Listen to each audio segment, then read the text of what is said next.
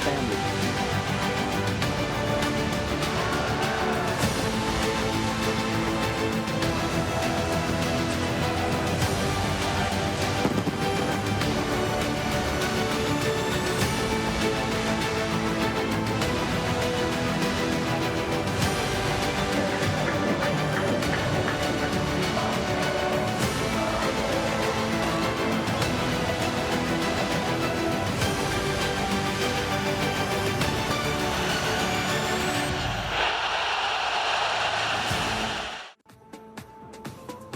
Bonjour à tous, bienvenue dans cette émission spéciale entièrement consacrée au retour des Lions de l'Atlas au Maroc, un retour historique pour un exploit historique de l'équipe en atteignant les demi-finales de la Coupe du Monde de football 2022 au Qatar après avoir éliminé de sérieux prétendants au titre. La délégation de la sélection nationale de football a quitté l'aéroport international Hamad de Doha, présidé par Fouzi Lakjer. La Fédération royale marocaine de football a été saluée avant son départ par l'ambassadeur du roi Mohamed VI au Qatar, Mohamed Setri. Une fois arrivé, et cela ne saurait tarder, les hommes de Walid Regragui se verront réserver un accueil digne de leur brillant parcours durant cette Coupe du Monde inédite pour le football marocain, pour le football africain, un mondial qui aura marqué à jamais l'histoire du football de la planète. Jamais une compétition de football n'aura autant fasciné les experts de la discipline, jamais elle n'aura autant passionné les foules, les femmes, les enfants. C'est définitivement un mondial d'anthologie que cette Coupe du Monde de la FIFA qui s'est achevée au Qatar sur le sacre de l'Argentine face à la France. Mais aujourd'hui, ce sont bel et bien les Lions de l'Atlas et leurs miracles successifs que l'on célèbre, ce dépassement de soi réalisé, cette porte ouverte au champ des possibles pour les joueurs marocains, pour le Maghreb, pour le continent africain, le monde arabe et tous les amoureux du football,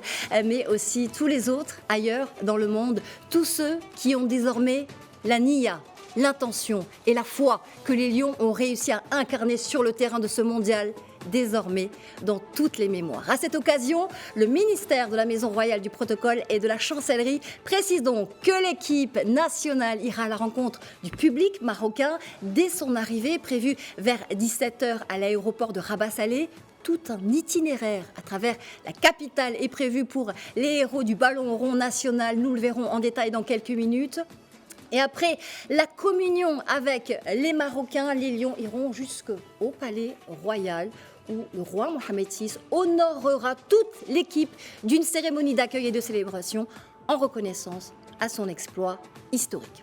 Et pour partager, célébrer ce retour à la maison des Lions de l'Atlas et leur épopée fantastique, j'ai le plaisir de recevoir sur notre plateau M. Aziz Daouda, directeur technique du développement de la Confédération africaine d'athlétisme, mais aussi et surtout un observateur averti du football africain et du monde du sport en général. Bienvenue à vous. Merci beaucoup de m'accueillir. Ilham Belada, envoyé spécial à Rabat, sera avec nous également tout au long de l'émission pour nous donner le pouls de la rue marocaine en attente de l'arrivée des Lions de l'Atlas. Nous irons aussi à Dakar, évidemment, où notre correspondant Daoud Asso nous attendra avec son invité.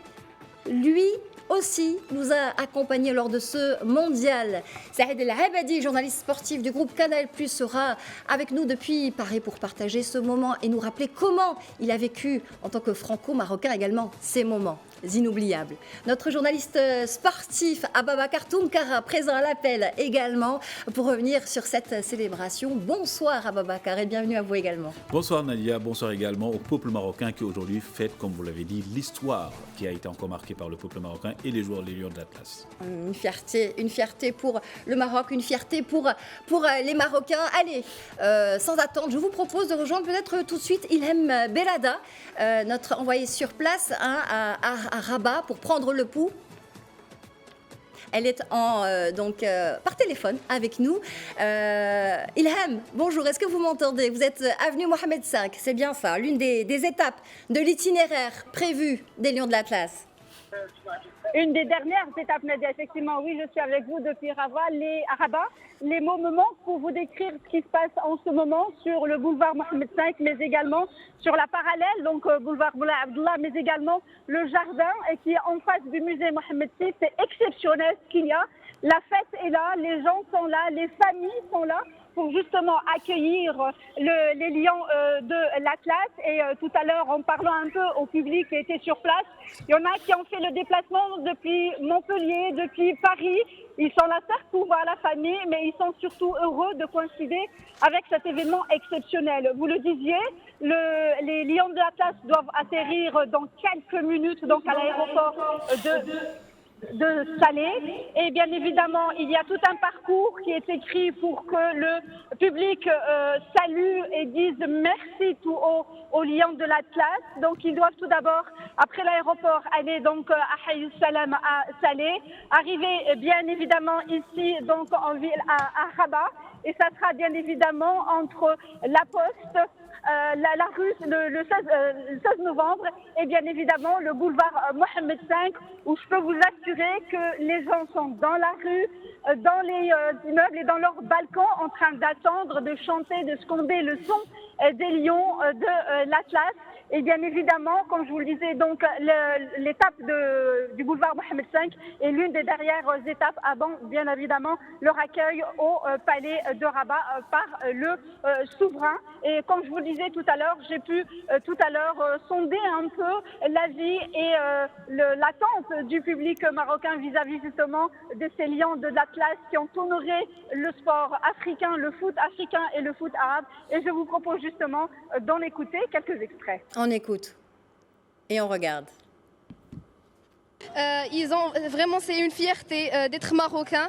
On est venu ici aujourd'hui à Rabat pour les accueillir. On est très heureux. C'est la joie, c'est la fête. On remercie Monsieur Regragui, l'auguste homme qui nous a honorés, qui a honoré le monde arabe. Et merci pour toute l'équipe.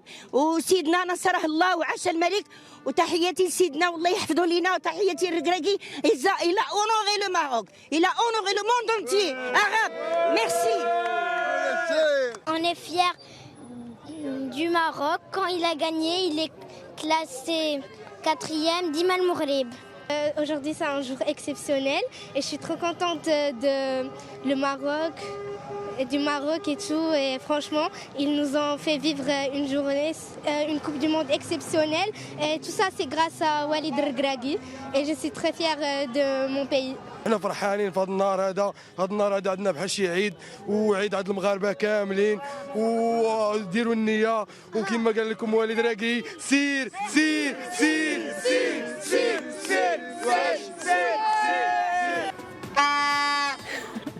سير سير Sir, ça restera comme un mantra, hein, un mantra historique pour les lions de l'Atlas, pour les Marocains, pour le Maroc. Aziz Daouda, votre première réaction, votre sentiment? Écoutez, j'ai la chair de poule quand j'entends ces jeunes parler ainsi de leur pays, exprimer leur fierté, exprimer un peu ce que ressentent tous les Marocains aujourd'hui, et pas que tous les Marocains, les Africains aussi. Beaucoup d'Africains aujourd'hui sont en train de vivre ces moments avec justement à travers Médiane TV, ils sont en train de regarder ce qui se passe au Maroc. Tout le monde est fier de cette équipe, mais tout le monde est heureux aussi des circonstances qui entourent qui ont entouré cette participation du public marocain qui était fantastique, qui a donné une image invraisemblable. On disait que c'était le 12e joueur. Non, c'est tout. Enfin, ils étaient bons sur le terrain, mais ils étaient très bons en dehors du terrain. C'était des ambassadeurs réels du pays ils étaient à l'abordage de tous les autres publics, mais d'une manière très, très, très fraternelle, très, très copain-copain. Donc c'est quelque chose je pense que cette participation va marquer l'histoire du football mondial. Complètement, absolument.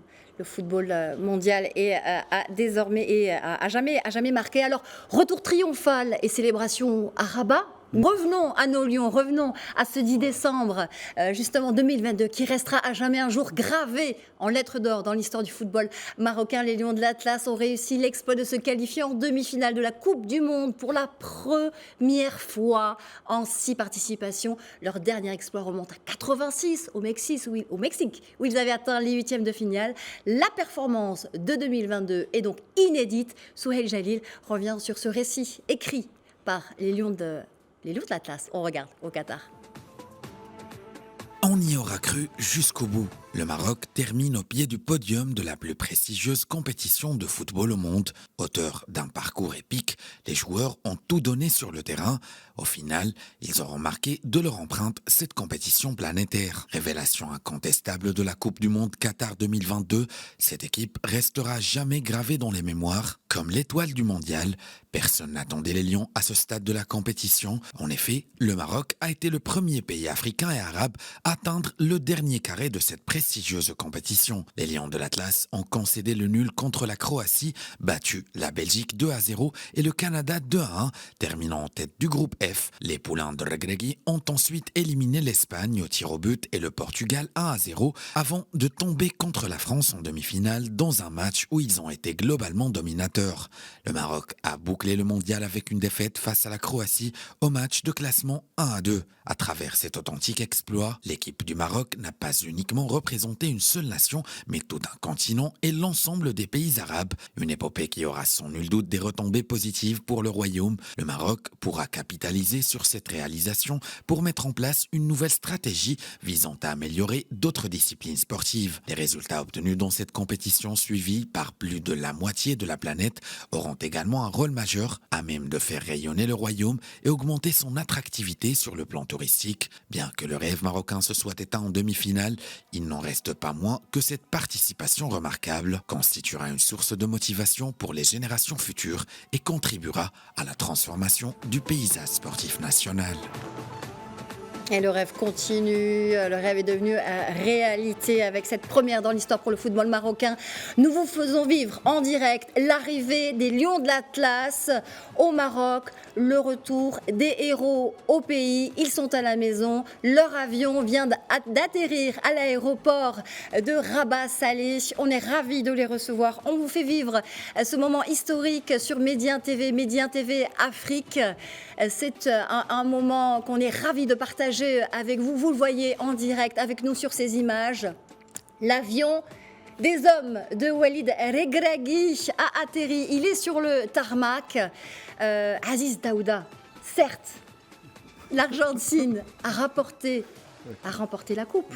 Mais les Lions de l'Atlas, eux, ont renversé les cœurs. Je crois que les experts et les fans sont tous unanimes. Les Lions de l'Atlas sont la révélation de ce mondial. Oui, et ça a poussé l'équipementier de la Coupe du Monde à faire une chaussure, à faire cadeau à Infantino d'une chaussure aux couleurs du Maroc. C'est que tout le monde a été impacté par cette participation marocaine parce que l'équipe marocaine n'était pas là que pour du football.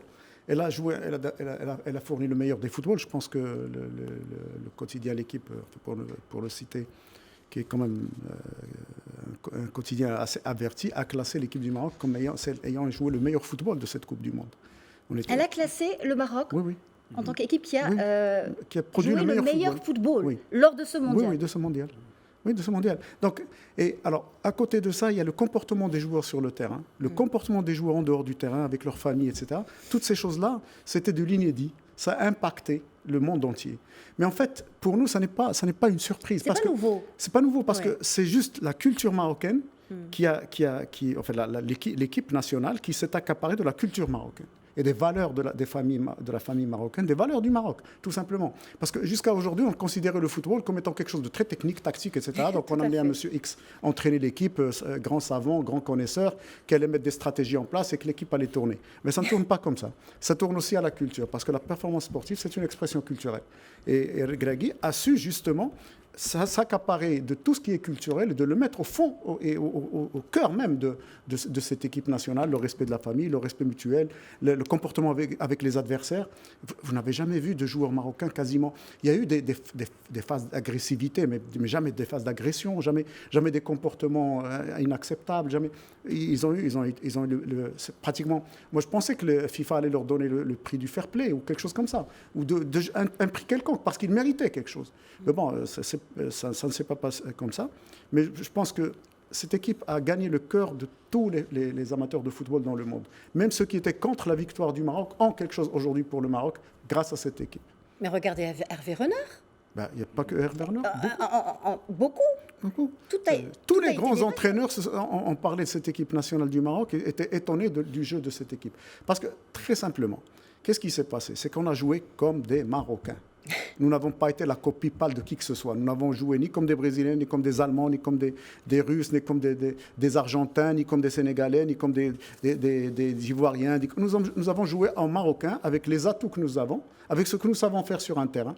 Porter le ballon, c'est quelque chose qu'on sait très bien faire. Jusqu'à présent, c'était interdit en équipe nationale. Les entraîneurs interdisaient ça, garder le ballon, chatoyer le ballon, etc. C'était interdit. Aujourd'hui, c'est permis. Et ben, ça permet à des joueurs de s'exprimer, de vivre leur football et d'être heureux sur le terrain, donc de faire des choses. On a vu des sorties de balles. Ils étaient heureux, c'est vrai. On a vu des sorties de balles du Maroc qu'aucune autre équipe n'a réalisé en cette Coupe du Monde. Sur des espaces étroits de 10 mètres carrés. On est arrivé entre 4-5 adversaires à sortir avec le ballon, balle au pied. C'est juste fantastique. Les prouesses techniques d'Amrabat ou de Ounahi. Je ne sais pas pourquoi ces joueurs n'ont pas eu de prix. Je suis vraiment étonné de ne pas voir ces joueurs avoir une distinction quelconque en cette Coupe du Monde. Pour la plupart, ils sont quand même dans le 11 de cette Coupe du Monde. Parce qu'également, vous l'avez même souligné, quand on parle d'Amrabat, qu'aujourd'hui, il est courtisé par les plus grands clubs du monde. On va en parler tout à fait, complètement. Ouais. De ce subtil mélange, de cette alchimie, justement, des joueurs marocains et aussi de la diaspora, effectivement. Et Ounahi en est un exemple typique. Je voudrais relancer notre journaliste sportif qui a suivi match après match les performances des Lions de l'Atlas. Ils ont joué avec le cœur. Ils ont joué avec le cœur, ils ont agi également, comme on le dit, ils sont venus, ils ont vécu, ils ont vaincu. Le Maroc s'est fait respecter à travers le football, parce que comme l'a dit également M. Daouda, il ne s'agit pas simplement que de jouer, mais il s'agit également d'ébahir et aussi de montrer que le Maroc est un pays de football. Et je pense qu'aujourd'hui, l'événement de 1986 est également dans les armoires de l'histoire du football du Maroc, mais 2022 restera à jamais une équipe et une Coupe du Monde à la marocaine, parce que le Maroc a vécu, et quand on parle aujourd'hui aussi de cette prouesse, on l'a souligné, il y a aussi derrière deux hommes, parce qu'on parle certainement de Walid Regragui, mais aussi il y a Fawzi Legza, le président de la fédération, qui a pris cette décision à quelques mois de la Coupe du Monde d'amener Walid Regragui pour dire qu'aujourd'hui... C'est lui qui l'a choisi, effectivement. Tout à fait. Pour dire qu'aujourd'hui, nous allons faire à la marocaine, comme vous avez dit, parce que c'était aussi, Nadia, la première fois de l'histoire du football et aussi en Afrique qu'un entraîneur africain atteint cette phase, donc ces demi-finales de la Coupe du Monde. Non seulement le Maroc est la première nation africaine à atteindre les demi-finales, mais aussi Walid Regragui est le premier sélectionneur africain à atteindre donc ces demi-finales de Coupe du Monde. La première aussi, c'est que c'est la première fois où toutes les sélections africaines, les 5 présentes, avaient des entraîneurs, des sélectionneurs africains. Tout à fait. Et donc chacune a développé, et aucune n'a été ridicule, Mais bien au contraire. Bien au contraire. Et ça a fait la différence. C'est le mondial de tous les records. Quand vous prenez les équipes africaines, elles ont chacune battu une très grande équipe du football mondial. C'est inédit. Et je vous coupe, si Daouda, pour voir les Lions de l'Atlas et la délégation, la sélection marocaine qui commence à descendre en direct donc de l'avion. Ils sont arrivés, les Lions sont arrivés à l'aéroport de Rabat Salé, comme vous pouvez le découvrir en même temps que nous, en direct sur ces images que vous suivez donc avec nous. Cette délégations qui sont venues et qui nous ont fait vivre un mondial historique.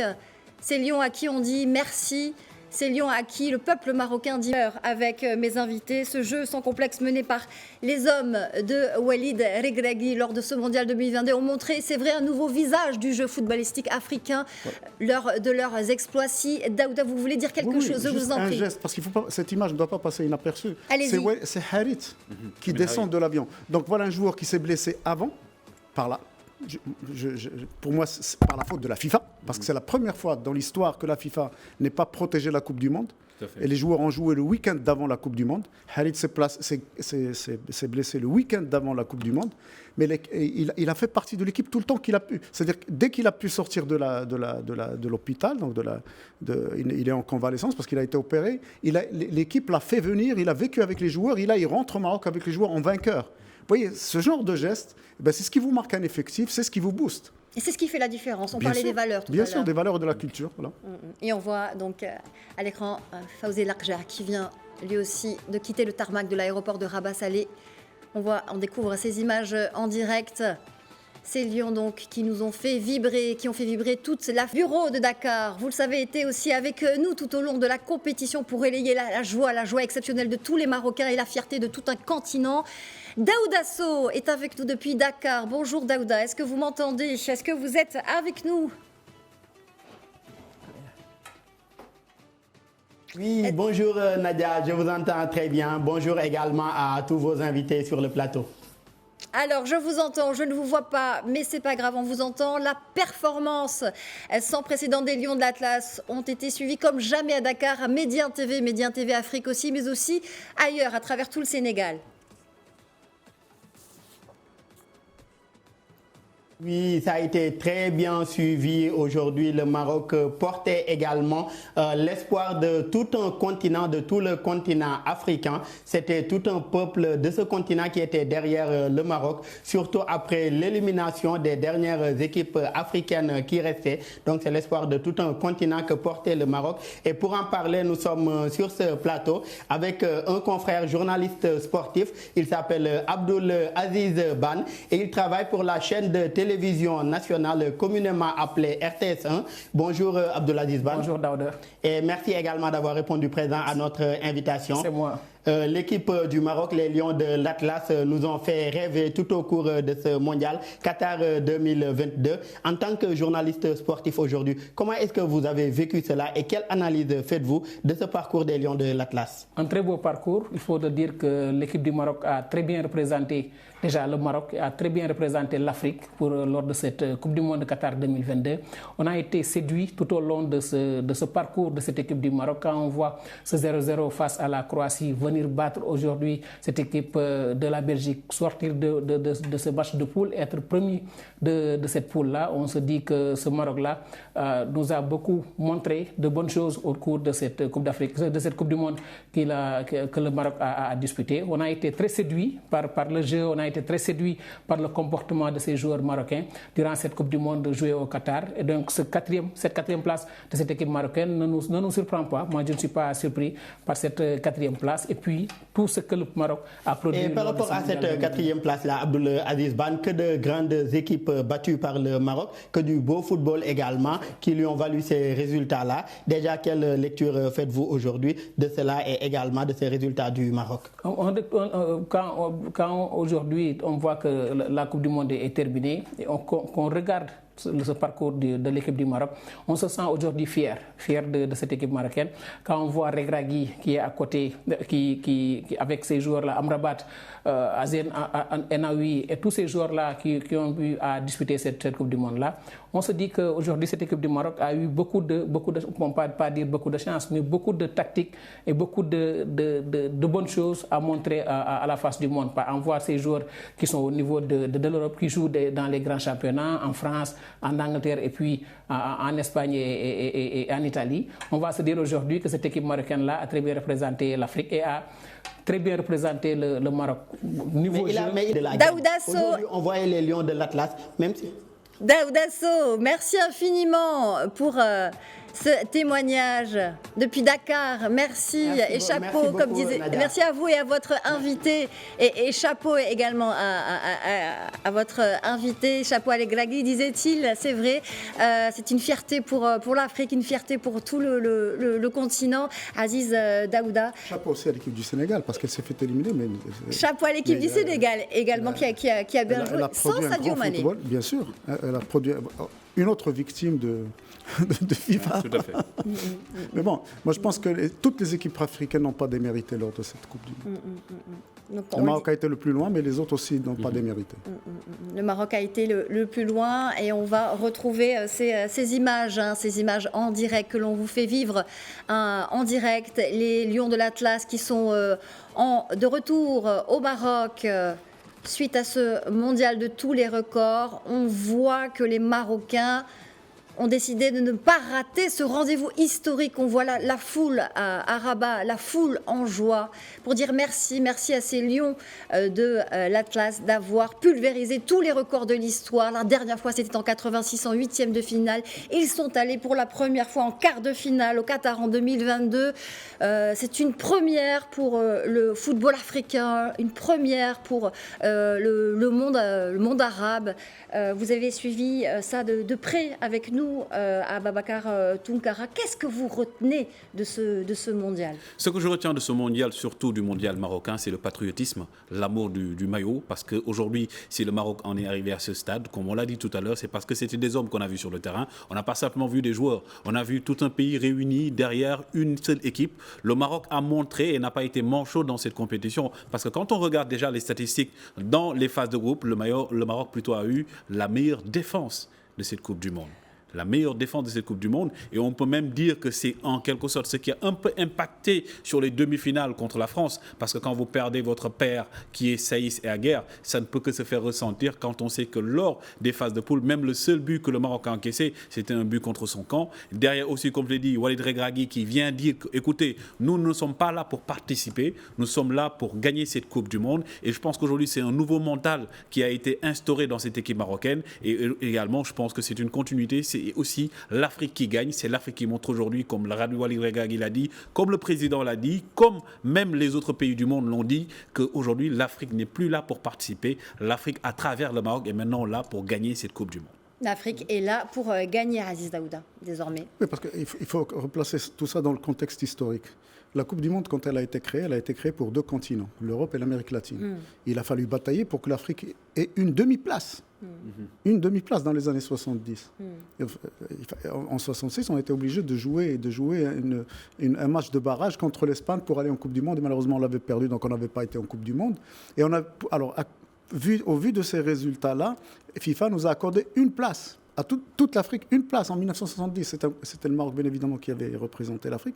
Puis par la suite, chemin faisant, c'est les performances des Africains qui ont amené FIFA à revisiter, disons, le nombre de places octroyées à l'Afrique. Aujourd'hui, on en est à 5, mais tout le monde sait que l'Afrique est sous-représentée. Tout le monde le sait, le monde entier sait que le football africain est sous-représenté. Parce que si on avait plus d'équipes parmi les finalistes, on aurait plus de chances de remporter la Coupe. Parce que vous vous rendez compte des adversaires que vous rencontrez pour le chemin que le Maroc a fait, par exemple. Le chemin qu'aurait fait le Sénégal s'il avait atteint ce niveau-là, ou le Ghana, ou le Cameroun. C'est vraiment un parcours, mais alors là, invraisemblable. Ce n'est pas que des obstacles, c'est des montagnes que vous devez dépasser pour pouvoir arriver à ce niveau de compétition. Et ils l'ont fait la preuve. Regardez ces images. C'est pas pour rien qu'on les appelle lions de l'Atlas. Vous avez le rempart, Aboubacar a parlé de défense, vous avez la barrière géographique qui est l'Atlas, et vous avez des lions en face aussi. Ils ont carrément... ils nous ont fait sentir ce qu'est un lion de l'Atlas, véritablement. Des lions de l'Atlas qui ont rugi, qui ont gravi les sommets. Regardez ces images que l'on découvre ensemble, en direct, à l'occasion du retour des héros marocains à la maison, au Maroc. Que vous inspirent ces images? Ils ont fait rêver les Marocains. Ils n'ont jamais, je le disais en introduction, c'est incroyable, jamais une compétition internationale n'aura autant fasciné, je crois. Alors certes, c'est le football. Regardez, il y a des enfants, il y a des femmes, il y a toute génération confondue. C'est tout un peuple qui est fier. Mais on parlait du plafond de verre qui a été dépassé, mais c'est beaucoup plus que ça. Moi, j'ai envie de parler d'un miracle. Moi, ça me ramène à 1984. Oui. À l'issue des Jeux Olympiques de Los Angeles, quand le Maroc venait d'avoir ses 2 médailles d'or, les premières médailles d'or de l'histoire du Maroc, il y a eu à Casablanca une réception un peu du genre. Parce que je ne sais pas si vous vous rappelez que c'était le prince héritier, donc Sa Majesté Mohamed VI, qui avait été dépêché par feu Hassan II avec la princesse Lamrine pour les recevoir, et qu'ils ont sillonné les grandes artères de Casablanca en voiture décapotable. Ils ont été reçus en grande pompe. Donc c'est des moments qui marquent l'histoire et qui marquent le sport. Parce qu'il est certain qu'aujourd'hui, beaucoup de jeunes sont en train de regarder ces images et se projettent déjà dans l'avenir. Se projettent déjà en grand sportif, grand artiste, grand économiste, grand ingénieur, grand quelque chose. Parce que, c'est-à-dire, en fait, cette équipe nous a montré à la jeunesse, aux générations futures, qu'il n'y a pas de limite quand on a la volonté et l'ambition de réaliser quelque chose. Et qu'on a du beau être les Marocains, ou quand on est Américain, on a les mêmes... Le plafond, c'est le ciel. Il est le même pour tout le monde. Le verrou a été complètement levé. Toujours priorité au direct. Ils sont tous en costume cravate. Mais c'est historique. Ils ont aussi l'élégance vestimentaire, l'élégance du cœur. Ils ont toutes les élégances, alors décidément, nos lions. Tout à fait.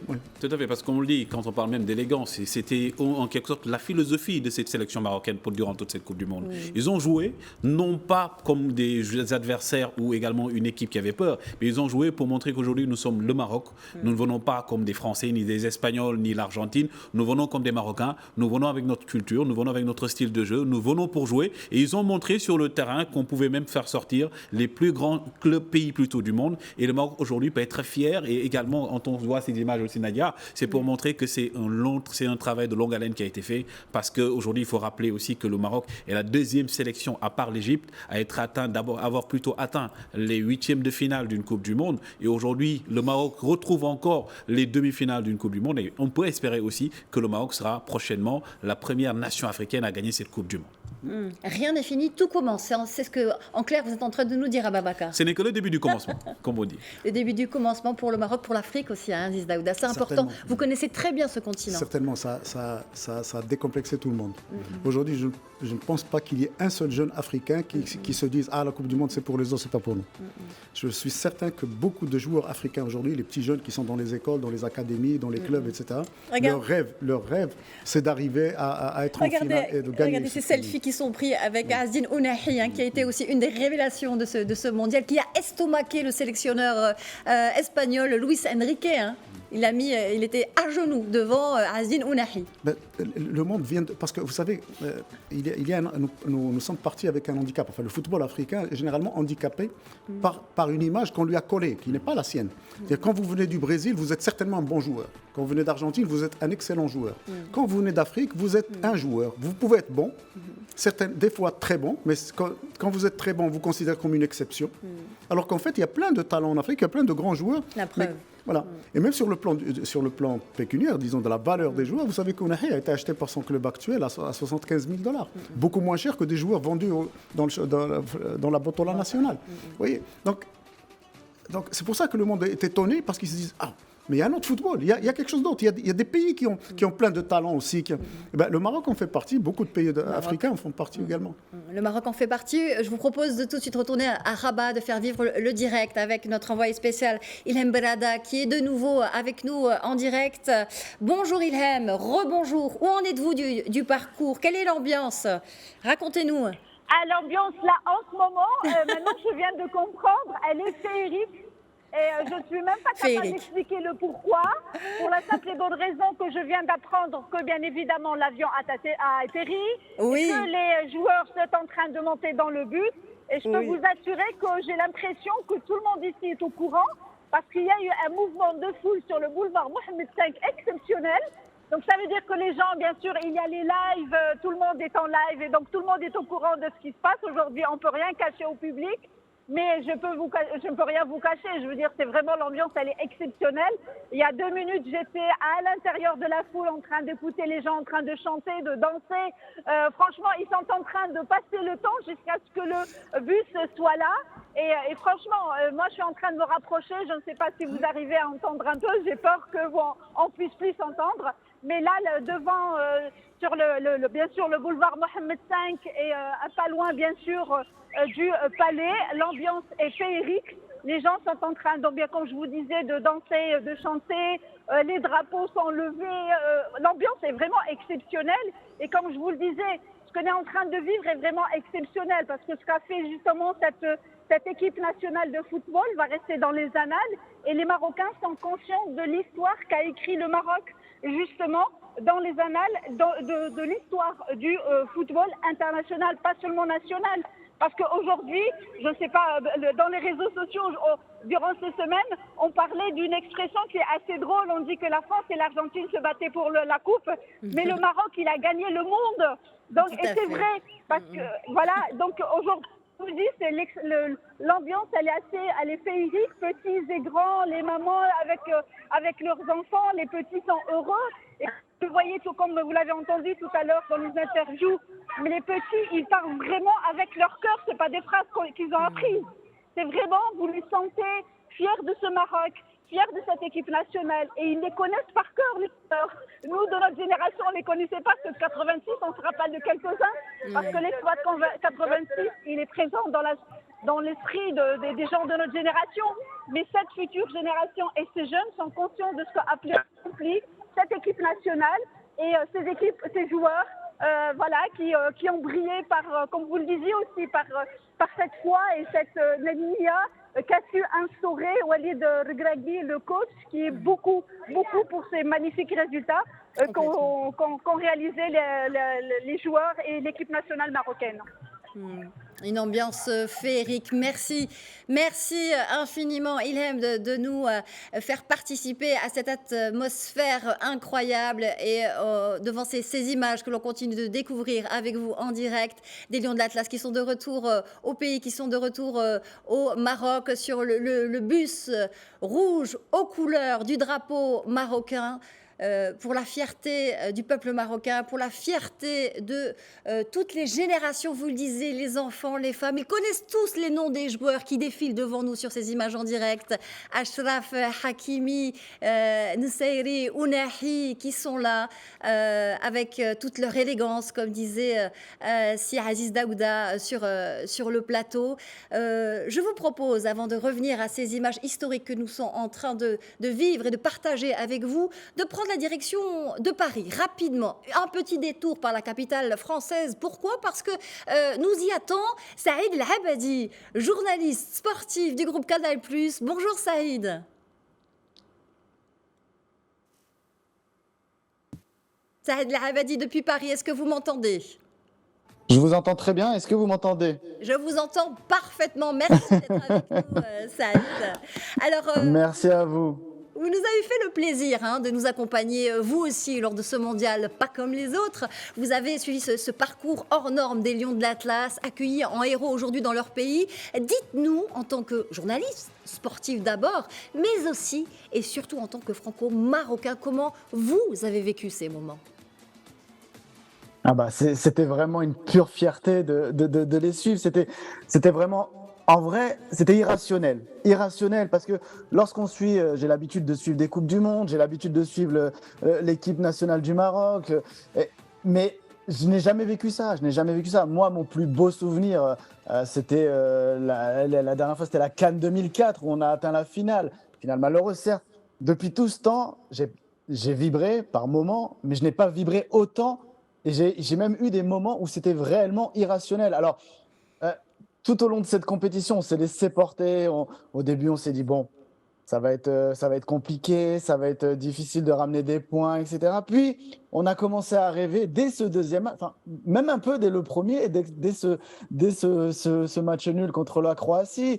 Donc, on a commencé à rêver, puis cette victoire contre la Belgique. Donc, petit à petit, on s'est laissé emporter. Et puis, il y a eu cette qualification historique en huitième, puis les quarts, puis les demi. Bref, franchement, j'ai vécu ça, mais je pense que le terme, c'est vraiment irrationnel. Je ne sais pas encore si les joueurs, c'est pareil, mais pour moi, je ne suis pas encore redescendu du nuage. Vous n'êtes pas redescendu du nuage. Nous non plus, à vrai dire. Vous avez rêvé, vous avez pleuré aussi ? Ça l'avait dit ? Forcément, les émotions ont été présentes. Il y a eu des larmes parce qu'on a vécu ça en famille. Moi, je sais que je ne vous cache rien, j'ai suivi toute la Coupe du Monde, mais dès qu'il y avait les matchs du Maroc, c'était off, je ne travaillais pas et j'ai regardé les matchs en famille. J'en ai profité, c'était un moment familial. Et évidemment qu'il y avait les larmes, il y avait les émotions, surtout cette qualification pour les huitièmes, puis les quarts et les demi, je vous en parle même pas. Et encore, je crois que même les demi, il n'y a pas eu les larmes. Pour moi, c'était presque logique au final. J'avais l'impression que c'était logique de passer en demi-finale. Et j'étais plus déçu après pour l'élimination en demi de ne pas aller en finale que de passer. Enfin voilà, il y a eu moins d'émotions, mais enfin, c'est pas que j'étais moins ému, mais voilà, il y a eu moins de surprises peut-être. Pour moi, je me suis dit peut-être on va aller au bout, c'est bon. Voilà, c'est Lions de l'Atlas qui ont fait rêver à travers toute la planète. C'est la Abadi, vous êtes en direct avec nous de Paris. Vous avez suivi ces matchs avec nous de temps en temps. Qu'est-ce que représente pour vous ces victoires successives ? Qu'est-ce que cela révèle aussi de la contribution de la diaspora marocaine et de l'alchimie révélée sur le terrain avec les joueurs issus de la formation nationale. Vous l'avez très bien dit, c'est le terme, c'est alchimie. C'est ce qui nous manquait pendant des années. Pendant des années, on a été chercher des binationaux, on cherchait cette perle rare et même sans réfléchir. Parfois, il y a eu vraiment... oui, c'est ça, c'était aller chercher des joueurs pour chercher des joueurs. Il n'y avait pas réellement de construction et ce qui était dommage. Là, depuis quelque temps, on construit déjà sur le plan national et c'est là où c'est très important. On construit. Vous avez parlé de l'académie et l'académie, c'est merveilleux, mais il y a d'autres académies qui vont suivre et je le souhaite. Il faut vraiment que les joueurs locaux sortent et qu'il y en ait de plus en plus dans la sélection nationale et qu'on aille petit à petit chercher d'autres joueurs à l'étranger, oui, mais pas que les étrangers, pas qu'on aille chercher plus de binationaux que de locaux. Mais je trouve que le mélange cette année et depuis quelques temps est parfait. Je trouve qu'il y a quelque chose une belle symbiose. Il y a un groupe qui se crée. Alors le maître, voilà, il faut vraiment un maître, il faut un chef d'orchestre pour réussir tout ça. Et en quelques mois, c'est Walid Regragui qui l'a très bien réussi. Alors Walid Regragui, comment dire, il est binational, il est franco-marocain. Donc peut-être que ça aide également parce qu'il a les tics, il a tout ce qu'il faut pour connaître le plan local et le plan international, entre guillemets, et c'est binationaux. Donc c'est peut-être grâce à lui, et c'est justement grâce à ça, je veux dire, pardon, qu'il a réussi à créer une alchimie et créer un groupe pour que des binationaux et des locaux puissent réellement s'entendre, à la fois sur le terrain, mais surtout dans le vestiaire, parce qu'on parle du terrain, il y a 11 joueurs, voire un peu plus quand il y a des entrées en jeu, mais c'est surtout un groupe. C'est un groupe pendant une compétition et c'est là où c'est important d'avoir une symbiose et d'avoir réellement cette alchimie.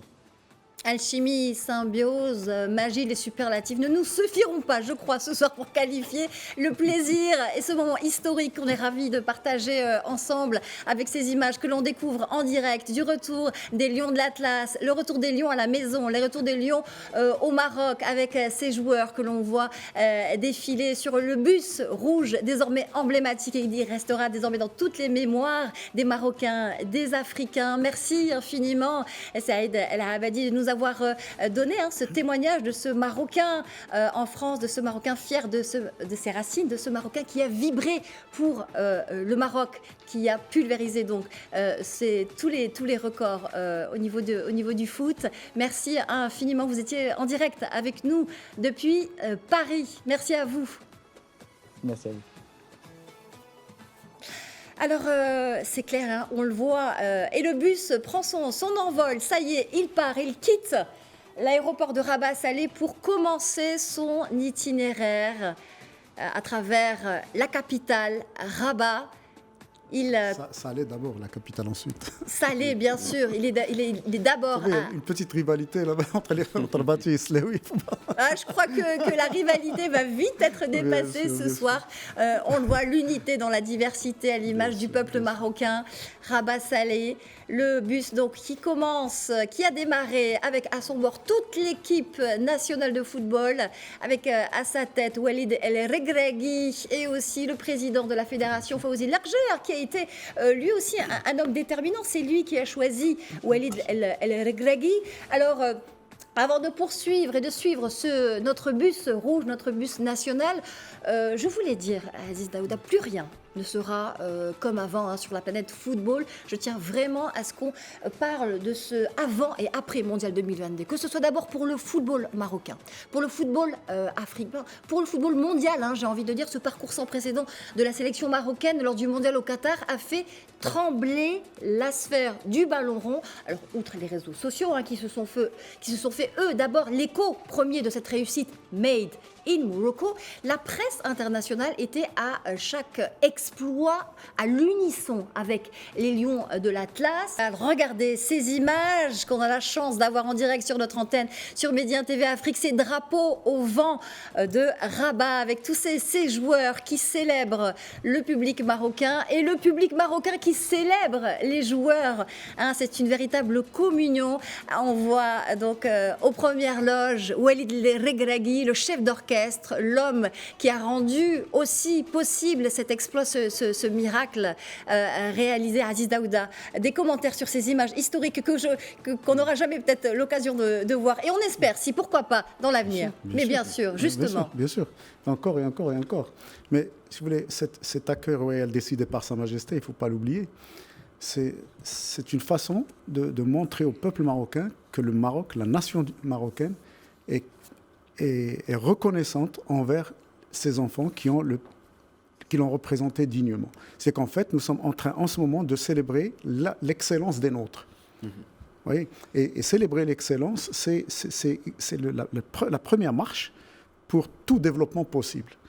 Parce que c'est quoi ces images sont là pourquoi? Ce n'est pas pour recevoir les joueurs, mais c'est pour montrer à tous les jeunes Marocains, toute la nation marocaine, qu'on est capable de faire des choses et qu'il faut travailler pour les faire. Ce bus qui s'enfonce dans les artères de la capitale bientôt, il quitte Salé, voilà, avec ce cortège historique des Lions de l'Atlas qui sont de retour à la maison, qui sont célébrés, que le roi, Sa Majesté, le roi Mohamed VI a décidé effectivement de célébrer. C'est pas rien, effectivement. Ils sont reçus au Palais Royal, symbole de la légitimité, symbole de l'histoire, symbole... Quel symbole? Véritablement, on n'a jamais vu ça en sport. Mais c'est justement c'est en ça que Sa Majesté souligne justement et insiste sur ce fait, non pas exceptionnel, mais sur ce fait qui peut devenir coutumier pour les Marocains. On revient sur les choses footballistiques. Regardez, pardonnez-moi, je ne peux pas résister. Yacine Bono, un des héros aussi qu'on voit aller à l'écran. Regardez ces images. Fantastique, avec Ben Mahmoud, l'adjoint de... Allez-y, Aziz Daouda, je vous en prie. Regardez la joie, l'exaltation. C'est des moments dont ils n'ont pas rêvé en tant qu'enfants. Mais regardez ça. Mais là, ils les vivent. Ils les vivent. C'est des moments historiques. C'est invraisemblable. Vous vous rendez compte que les arrière-petits-enfants de Bono vont se rappeler de ce moment-là en regardant des photos, en regardant des images, en entendant parler, en lisant ce qui va être écrit autour de ces choses-là. J'espère qu'il va y avoir des écrits, des films, des documents qui puissent rester pour justement passer. Parce qu'il faut qu'on passe rapidement, enfin pas rapidement, peut-être qu'il faut faire durer ce moment, parce que c'est un grand plaisir, mais passer rapidement de la sphère affective à la sphère logique, à la sphère... parce qu'il faut que ça devienne systématique, il faut que ça devienne quelque chose de naturel pour nous. Il faut que ça devienne quelque chose de naturel, mais c'est difficile de ne pas parler d'affection. Regardez la communion, l'extase, l'état de transe dans lequel... Regardez cet accueil mémorable que les Marocains réservent aux Lions de l'Atlas. C'est spontané. C'est spontané. C'est spontané. On fait vivre le direct avec vous dans cette émission spéciale que l'on partage avec vous. On est ravis de vous faire découvrir ces images de ce bus rouge, ce bus national aux couleurs du drapeau. Il faut souligner que ça n'est pas uniquement des gens de Rabat. Ce matin, à Rabat, il y avait une vibration parce qu'il y avait plein de bus, de minibus. Une vibration voilà, des plaques tectoniques. De gens qui venaient direction Rabat. Donc, vous avez certainement que les reporters sur place vont relever qu'il n'y a pas que des gens de Rabat et de Salé, il y a des gens du Maroc entier. Ilham Belhada, notre envoyé spécial, effectivement, sur place, avenue Mohamed V, nous le disait, nous parlait de cette ambiance féerique, de ce moment magique, de cet amour. C'est un amour. Moi, j'ai senti... D'ailleurs, c'est ce qu'avait dit Hervé Renard. Hein. Il a fait son choix clair et net. Pourquoi? Il a parlé d'amour. C'est quand même incroyable que en mode football, même moi-même, hein, j'avoue, ce mondial m'a transformé, m'a transfiguré. Tous les Marocains, vous inquiétez pas. Mais il a parlé d'amour, de valeur. On le dira jamais assez. Il y a eu la performance technique, il y a eu le côté tactique, il y a eu le côté mental, mais il y a eu aussi toute cette dimension affective qu'on n'a jamais vue. Ces valeurs marocaines, ces valeurs africaines qui se sont invitées dans le stade, dans ce mondial au Qatar. Et puis le fait que ce soit aussi un pays arabe aussi qui organise pour la première fois. Et il y a eu comme ça une conjugaison de facteurs qui, comme toutes les étoiles, étaient alignées et qui a donné ce miracle. Une conjugaison qui a été conjuguée au présent, et bien entendu, parce que le Maroc aujourd'hui, Nadia, par rapport à cette Coupe du Monde, ce qu'on peut dire, c'est que déjà, il y a une culture qui a été aujourd'hui mise en exergue. Parce qu'également, le Maroc, comme on l'a dit, à un moment, c'était simplement l'équipe nationale du Maroc. Et il fut un temps aussi, après c'est passé à l'équipe nationale d'Afrique. Et aujourd'hui, on parle de l'équipe nationale du monde parce qu'à travers le Maroc, c'est également plusieurs cultures qui ont été mises en exergue. Plusieurs cultures sur le terrain. Et également, il y a cette présence de cette chanson qui est aujourd'hui devenue symbolique, qui harangue ces lions de l'Atlas. Sire, sire, sire. On voyait les Anglais, les Espagnols, les Italiens dire sire, sire, sire, sire. Ça veut dire qu'aujourd'hui, il y a quelque chose de très émouvant et quelque chose de très historique. Et c'est normal. Quand un lion rejoint sa tanière, il ne peut qu'y avoir ce genre d'image. Merci pour l'image. Sire, sire, sire, on le disait tout à l'heure, Aziz Daouda, comme un mantra qui est resté. On est vraiment au firmament de voir ces images. On va parler justement de l'impact aussi, parce que vous le disiez tout à l'heure, certes, on prend plaisir, on a une joie exceptionnelle de vivre ça avec, regardez, ce cortège incroyable dans les rues de Rabat.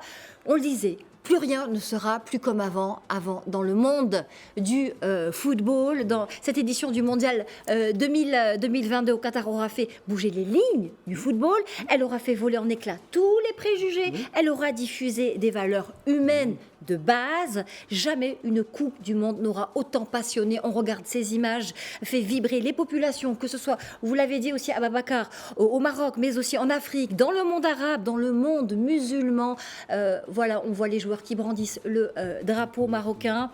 Les hommes de Walid Regragui ont clairement mis leur pays sur la carte du monde. On en parlait en off tout à l'heure. En témoignent ces images qui révèlent vraiment le volume des mentions du mot Maroc. Je ne sais pas, nous avons une carte, 2 cartes même. Je ne sais pas si vous les avez vues, qui ont défrayé la chronique sur les réseaux sociaux. Je ne sais pas si on peut les montrer également à l'écran. Et on revient à notre bus national tout à l'heure, si c'est possible, en régie. Deux cartes donc qui parlent des mentions du mot Maroc, Morocco, avant et après la Coupe du Monde.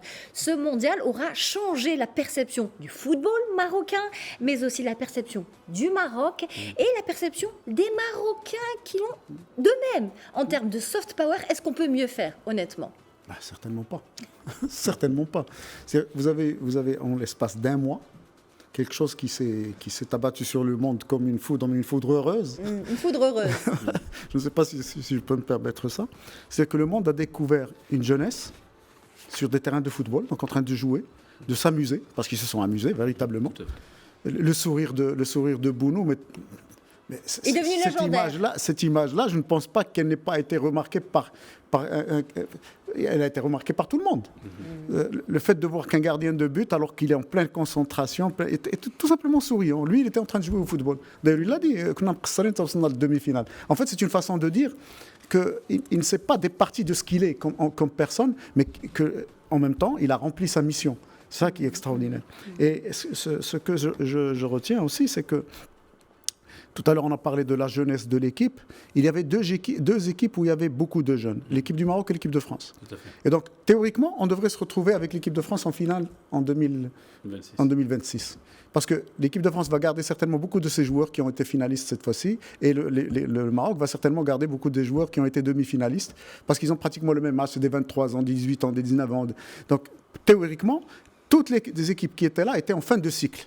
Sauf le Maroc et un peu moins la France, parce qu'il y avait quand même beaucoup de cadres dans l'équipe française, mais le Maroc surtout est en début de cycle. Regragui n'a pris l'équipe qu'il y a 3 mois. Donc c'est vraiment un début de cycle. Vous vous rendez compte, je ne sais pas si dans l'histoire, un entraîneur a pris une équipe et l'a amenée en demi-finale en l'espace de 3 mois de préparation. Même pas 3 mois, parce que 3 mois c'est en théorie, c'est sur le papier, parce qu'en fait il a eu les joueurs peut-être une dizaine de jours. On a vu Regragui faire rentrer sur le terrain un gamin de 18 ans.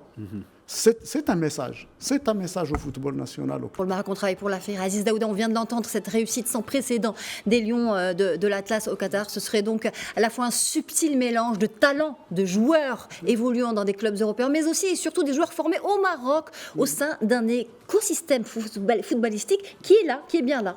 Oui, parce que pendant longtemps, on pensait que le talent était suffisant. Et qu'en étant talentueux, on pouvait aller dans un club, jouer un petit peu, se retrouver titulaire et peut-être se retrouver un jour en équipe nationale, etc. Or, aujourd'hui, ça n'est pas suffisant. Il faut beaucoup de talent, bien évidemment, Il faut découvrir ces talents, il faut aller à la recherche, il faut provoquer les talents pour les identifier. Mais une fois qu'on les a identifiés, il faut les mettre dans un contexte. Et le contexte, c'est justement des centres de formation. Et l'académie, avec l'académie, Sa Majesté a montré la voie. C'est pas à l'État de créer des académies partout. Bien évidemment, il en a créé une qui est nationale et qui aujourd'hui a donné des résultats extraordinaires, puisqu'il y a 4 ou 5 joueurs qui sont issus de l'académie, qui sont en équipe nationale.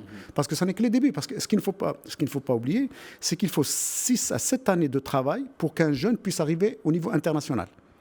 Et à peu près 3 ou 4 ans après, pour qu'il puisse s'affirmer à ce niveau-là, au niveau qu'on a vu, au niveau d'une Coupe du Monde, c'est-à-dire pouvoir gagner quelque chose au plus haut niveau. Parce qu'on peut être international et ne jamais rien gagner. Donc, c'est un travail de longue haleine, il faut à peu près une dizaine d'années. C'est exactement l'âge de l'académie. Donc les premiers joueurs, les Aguerd, etc., c'est les premiers joueurs de l'académie. Donc d'autres vont suivre. Les Ounahi, etc., c'est la première récolte de l'académie. Donc beaucoup de joueurs vont suivre. Mais on sera encore meilleur si demain, tous les grands clubs notamment, parce qu'ils en ont les moyens, se mettent à former dans les règles de l'art en s'inspirant justement de cette académie, parce que l'académie maintenant est peut-être considérée comme un modèle, puisqu'elle a donné des résultats. Donc il y a une façon de travailler qui a été mise en place, qui est certainement imbibée de culture marocaine, de spécificité, et non pas juste une copie-collée de je ne sais quel autre système de formation, parce que quand vous copiez quelqu'un, vous pouvez être que la copie pâle de ce quelqu'un. Or, aujourd'hui, nous avons l'expérience de l'académie, et c'est cette expérience-là qu'il faut dupliquer, qu'il faut multiplier, de façon à ce que demain, après-demain, nous ayons bien évidemment une bonne équipe nationale, mais qu'on se mette aussi à exporter des joueurs de grande valeur, parce que, vous savez, l'activité sportive... C'est la prochaine étape, exporter des joueurs de... L'activité sportive, c'est un grand gâteau. Un gâteau, mais un cake, alors là, immense, et chacun essaye d'amener vers chez soi une plus grande part. Quand vous mettez des joueurs dans des clubs, c'est autant de devises que vous faites rentrer chez vous, c'est une industrie, il ne faut pas l'oublier. Une industrie. Et pour l'instant, retour au rêve, retour au direct avec ces images que l'on vous fait découvrir, des images historiques que l'on est ravis de partager avec vous, des joueurs marocains de retour au pays. Les Lions de l'Atlas sont de retour à la maison et les Marocains n'ont pas voulu rater ce rendez-vous historique avec leur héros. On est en direct depuis Rabat. On est ici avec cette foule qui vient aduler les joueurs, les hommes de Walid Regragui qui font flotter le drapeau national au vent, toujours dans le bus rouge. Ils sont en train de défiler dans un cortège historique que nous vous faisons vivre en direct ici sur Média TV Afrique. On parlait de cette académie, on parlait aussi de l'exemple de l'international Azzedine Ounahi, Ababakar, qui évolue dans le club français à Angers. Alors, on dit que c'est l'une des pépites du football marocain, c'est comme ça que certains aiment l'appeler. Il a même estomaqué, on disait tout à l'heure, le sélectionneur espagnol Luis Enrique. Donc il est issu, lui aussi, de cette académie, de cette fameuse académie Mohamed VI à Rabat. C'est un produit made in Morocco. C'est un produit made in Morocco qui a fait aujourd'hui montrer l'expertise et la valeur marchande du football marocain. Parce qu'aujourd'hui, c'est une anomalie qui a été réglée. Parce que pour parler d'abord de Ounahi, je l'ai dit tout à l'heure, Ounahi, c'est aujourd'hui le joueur que personne ne voyait venir, mais c'est le joueur qui avait déjà atteint ce summum. Parce que quand on parle de football, qu'on regarde, et on suit près un peu le championnat de France, il est déjà dans un club qui est déjà lanterne rouge. Mais malgré cela, c'est le deuxième meilleur dribbleur de la Ligue 1, devant Kylian Mbappé, devant Neymar et derrière juste un certain Lionel Messi. On a aujourd'hui tous les clubs du monde se l'arrachent, que ce soit l'Angleterre avec Liverpool, on parle également du FC Barcelone, Luis Enrique d'ailleurs, qui aujourd'hui était, il y a quelque temps, le sélectionneur de la Roja, était un ancien entraîneur du FC Barcelone, et c'est pour cette raison même qu'il aurait demandé, selon certaines sources, aux superviseurs, aux scouts du FC Barcelone de suivre ce joueur. Ça montre aujourd'hui donc qu'il y a l'expertise marocaine qui est en train d'être mise en avant et de régler cette anomalie, parce qu'à plusieurs reprises, je pense que c'est nécessaire de le souligner, Nadia, le Maroc a plusieurs fois sauvé le football africain. En quoi faisant? Il y a plusieurs reprises, il y a eu des équipes africaines qui n'avaient pas où jouer. Ils étaient obligés de venir, ils étaient plutôt obligés de venir jouer au Maroc. Et donc, en réglant l'autre anomalie que Walid Regragui veut régler d'ici 2024, je pense que le Maroc aura atteint le summum du sommet. Le Maroc qui aura atteint le summum du football, qui a sauvé Vous l'avez dit, Ababacar, à plusieurs reprises, le football africain et ces images que l'on continue de retransmettre en direct pour tout le plaisir des Marocains, des Africains et de tous les amoureux du football du Maroc pour venir célébrer ce moment historique à Aziz Daouda. Quelle foule, quelles images, quelle image. Sincèrement, je m'imaginais un peu la fête, mais je ne l'imaginais pas à ce niveau-là. À ce point. À ce point-là. Ça dépasse 1986. Très loin. De très loin. De très loin. Ça n'a rien à voir. Je ne pense pas qu'il y ait eu une fête aussi grande, un rassemblement aussi grand au Maroc de mémoire, comme ça je parle. Je ne pense pas qu'il y ait eu. Peut-être pour le retour de Mohamed V à l'indépendance du pays. Ça, j'étais enfant, j'étais avec ma grand-mère, j'avais ce sentiment-là. Enfin, ces images-là me rappellent un peu ces choses-là. Mais je ne sais pas s'il y avait autant de foule. Parce que le Maroc n'avait pas la population déjà d'aujourd'hui, les gens n'avaient pas les moyens de se placer comme aujourd'hui. Parce que c'est invraisemblable ce qui est en train de se passer. On a l'impression que tous les Marocains sont là. En tout cas, le plus beau des records, ce sont les Lions, le Lion, qui les ont pulvérisés, qui les ont atteints pour notre plus grand bonheur, pour découvrir et vivre ces images historiques des hommes de Walid Regragui qui ont réussi l'impossible, qui nous ont prouvé justement que le champ des possibles, avec ce sourire légendaire à l'instant de Yacine Bono qui restera dans toutes les mémoires. Mais quel bonheur de voir ces joueurs, quel incroyable miracle d'avoir acquis à leur cause, mais toutes ces catégories de la société. Je n'en reviens pas moi-même de m'unir à ces images. C'est incroyable, c'est historique. On est ravis de partager avec vous ces images que l'on espère renouveler dans le sport, dans le football, parce que c'est vrai que là on est beaucoup dans l'affectif, beaucoup dans l'amour, dans l'affection, mais il va falloir transformer, laisser quand même Aziz Daouda. On en parlait tout à l'heure. Il va falloir inscrire ce miracle, cette histoire dans la pérennité. Cette épopée doit durer. Elle a vocation à durer. Mais elle ne peut pas durer si nous nous mettons tous, si nous limitons. Je n'arrive pas à m'exprimer, sincèrement. C'est normal, c'est l'émotion. Si on ne met pas chacun un peu du sien, elle va s'estomper, cette ferveur. Et alors qu'il faut la faire durer. Il faut la faire durer, non pas pour être tout le temps dans la rue en train de fêter, mais il faut qu'on se mette au travail, dans tous les domaines. Que chacun remplisse sa petite mission. Il est peut-être chauffeur, qu'il le fasse bien. Il est médecin, qu'il le fasse bien. Il est avocat, qu'il le fasse bien. Il est ingénieur, qu'il le fasse bien. Et la nation saura le reconnaître. Parce que c'est ça c'est qu'on est en train de vivre aujourd'hui. C'est qu'on reconnaîtra justement les efforts qui seront déployés. Parce qu'aujourd'hui, peut-être que c'est le moment de revenir à la phrase de John Kennedy. Il ne faut plus que les Américains, quand il a dit aux Américains, il ne faut pas que l'Américain se pose la question qu'a fait le pays pour moi, il faut qu'il se pose plutôt la question qu'ai-je fait pour mon pays. Parce que ces jeunes-là, en fait... Le paradigme doit changer. Exactement. On doit inverser les valeurs. Exactement. Aujourd'hui, plus aucun jeune n'a le droit de dire « Ah, je n'ai pas eu ceci, je n'ai pas eu la chance de cela, je n'ai pas eu ceci ». Cette victimisation qu'on nous a inculquée pendant très longtemps, cette façon de réfléchir qui est très négative, qui n'est pas productive du tout, qui impacte malheureusement une partie de la jeunesse marocaine et des citoyens marocains, doit changer, doit disparaître à jamais. On a effectivement gagné des médailles. Il faut y croire, il faut mettre les moyens qu'il faut. D'abord les moyens intellectuels qu'il faut, des projets à même d'être exécutés, d'être très, très pragmatiques, en tenant compte des atouts que nous avons. Parce qu'on a beaucoup d'atouts. Malheureusement, on n'est pas conscient de tous les atouts que nous avons en Afrique. Malheureusement pour nous. Parce que, effectivement, nous sommes sortis nous sommes peut-être mal sortis de la colonisation. Nous sommes sortis dans la dépendance. Nous ne sommes pas sortis véritablement dans l'indépendance. Et c'est terminé, voilà. Et c'est terminé. Aujourd'hui, ce genre d'exploit montre justement que cette période est révolue et qu'aujourd'hui, l'Afrique doit se prendre elle-même en main. Et le football est en train de le montrer. Parce que quand toutes les fédérations africaines décident de mettre des sélectionneurs nationaux à la tête de leurs équipes nationales, c'est un pas en avant. Parce que jusqu'à présent, le football africain, c'était avec des sorciers, avec des ceci, avec des... C'était ridicule. C'était ridicule.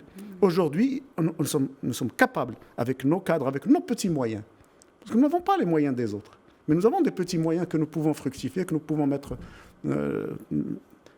exploiter, sur lesquels il faut capitaliser et aller de l'avant.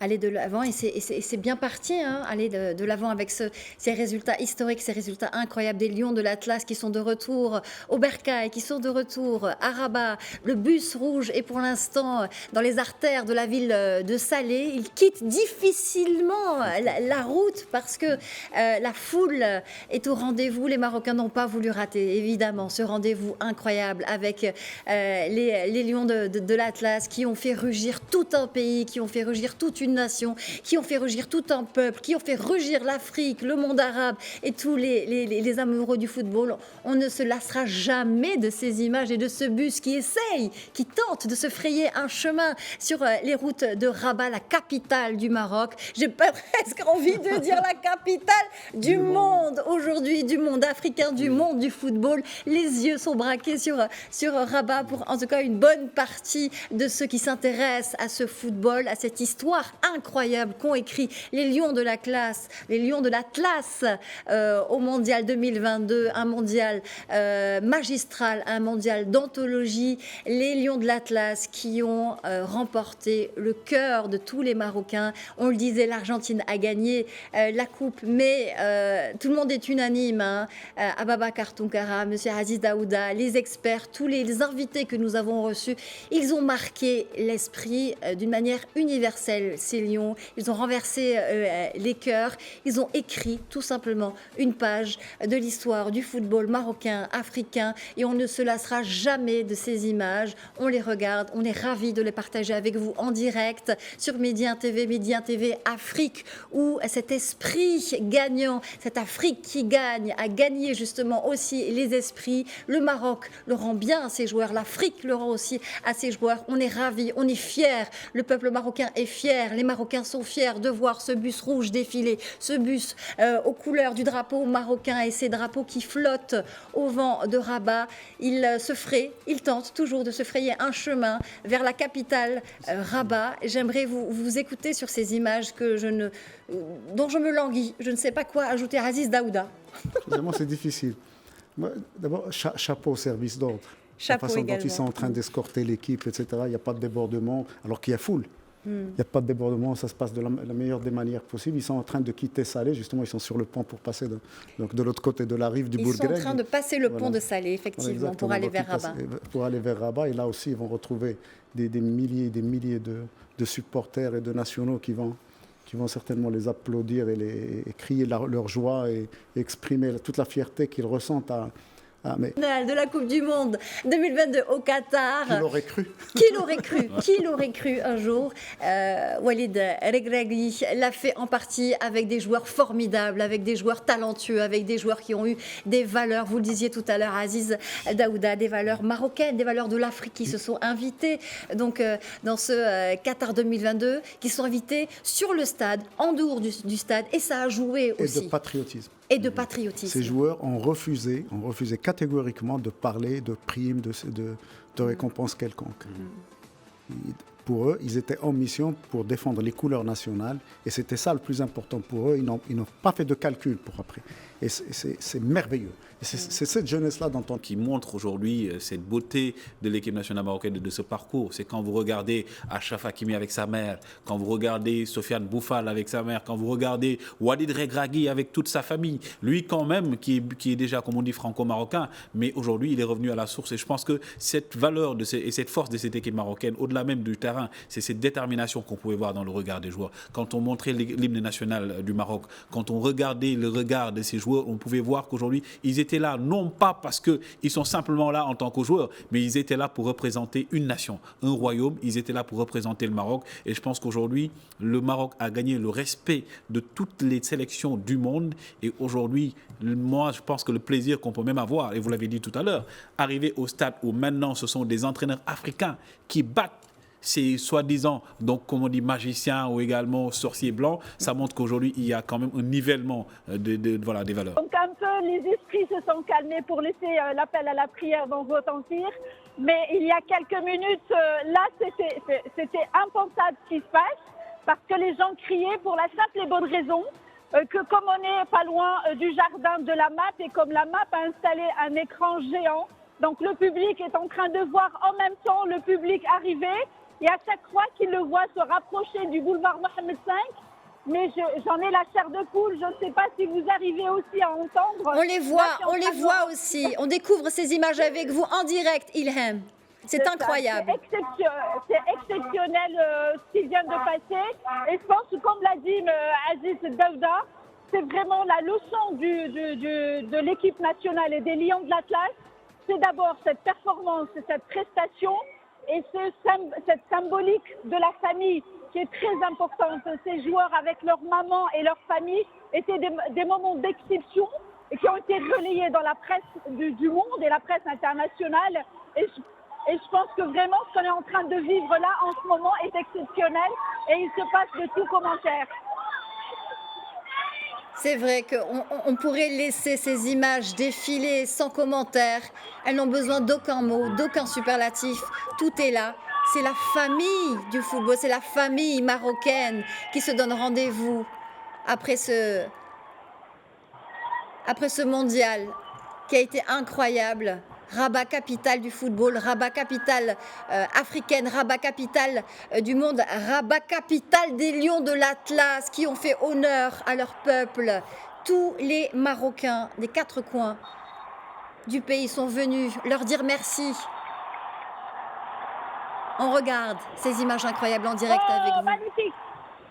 Oui, Ilham, vous voulez nous dire quelque chose? Vous êtes à côté. C'est magnifique, l'ambiance est exceptionnelle. Oui. Oui, nous aussi. Il vient de passer, super, il vient de passer. C'est magnifique.